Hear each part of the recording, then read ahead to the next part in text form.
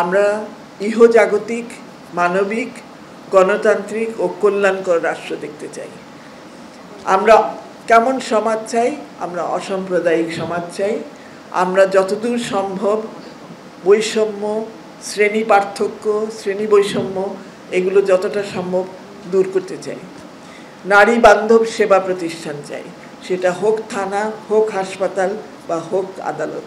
আমরা দেখতে চাই এগুলো সবই নারী বান্ধব হবে, নারীরা যেন নির্ভয়ে এসব প্রতিষ্ঠানের কাছে সেবা চাইতে পারে। এরপরে যেটা চাচ্ছি বিকেন্দ্রীকরণ। বিকেন্দ্রীকরণ কেন? আমরা মনে করি একমাত্র বিকেন্দ্রীকরণের মধ্য দিয়েই সেই তৃণমূলের নারীর কণ্ঠ, নারীর স্বর জাতীয় পর্যায় পর্যন্ত আসতে পারবে। এবং যারা কেন্দ্রে বসবাস করছেন, নীতি নির্ধারক হোক, রাজনীতিবিদ হোক, যেই হোক, তাদের কান পর্যন্ত সেই তৃণমূলের নারীর আকুতি, তার দাবি, সেগুলো শোনা যাবে। এরপরে যেটা বলতে চাচ্ছি, যেটা হলো যৌন সহিংসতা। আপনারাই রিপোর্ট করেন, প্রত্যেক দিন পত্রিকায় আমাদের পড়তে হয়, কোথাও না কোথাও ধর্ষণের শিকার হচ্ছে কেউ, কেউ যৌন আক্রমণের শিকার হচ্ছে, যৌন নিগ্রহের শিকার হচ্ছে। এটা কি করে হ্রাস করা যায় এবং কিভাবে মোকাবেলা করা যায়? মোকাবেলার জন্য অনেক সরকারি উদ্যোগই আছে, সেগুলো কি করে আরও কার্যকর করা যায়। যাদেরকে আমরা একেবারেই ভুলে গেছিলাম, 1971 সালে মুক্তিযুদ্ধের সময় যারা যৌন সহিংসতার শিকার হয়েছিলেন, তাদের সম্মানার্থে তাদেরকে একটি উপাধি দেওয়া হয়েছিল। সেই উপাধিটা হলো বীরাঙ্গনা। কেন দেওয়া হয়েছিল? যেন তাদেরকে কেউ অসম্মান না করে। কিন্তু ঠিক উল্টাটা হলো, আমরা যেটা দেখেছি, তার বীরাঙ্গনা শব্দটা একটা গালিতে পরিণত হলো এবং সেই মানুষগুলোর পাশে কেউ দাঁড়ালো না। আমরা দেশ হিসাবে এবং আমরা বলবো নারী আন্দোলন হিসাবেও আমরা অনেক দেরি করে ফেলেছি তাদের পাশে দাঁড়াতে।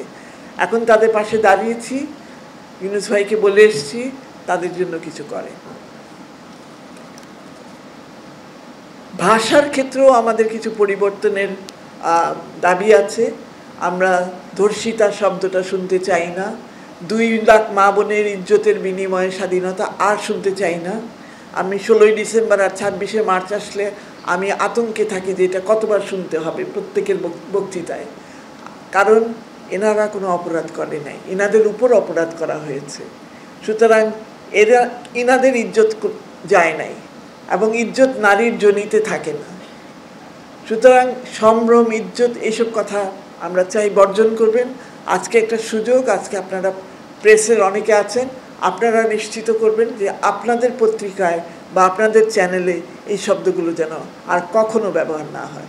আমরা যেন সম্মান করতে শিখি আমাদের বীরাঙ্গনাদের, তেমনি আজকে যে ধর্ষণের শিকার হচ্ছে যে এই নারীটি, তাকেও যেন সম্মান করতে শিখি।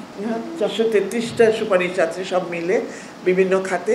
তো আমরা মনে করি 433টার মধ্যে যদি 200টাও হয়, তাহলেও কিন্তু আমরা অনেকটা এগিয়ে যাব।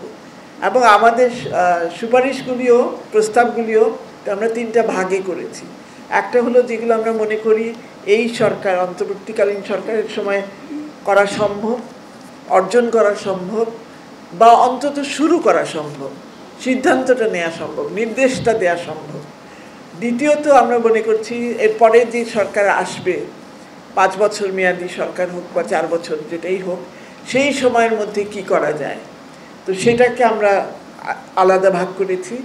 এবং তৃতীয় যে ভাগটা, সেটা হলো নারী আন্দোলনের যে চিরন্তন যে আকাঙ্ক্ষা, স্বাধীনতা, এবং সেই স্বাধীনতা পেতে হলে, সেই মুক্তি পেতে হলে, নারীর যদি সত্যিকারের মুক্তি পেতে হয়, তাহলে কি করতে চাই আমরা কি, আমাদের আকাঙ্ক্ষা কি, আমাদের স্বপ্ন কি, সেগুলো আমরা তুলে ধরেছি।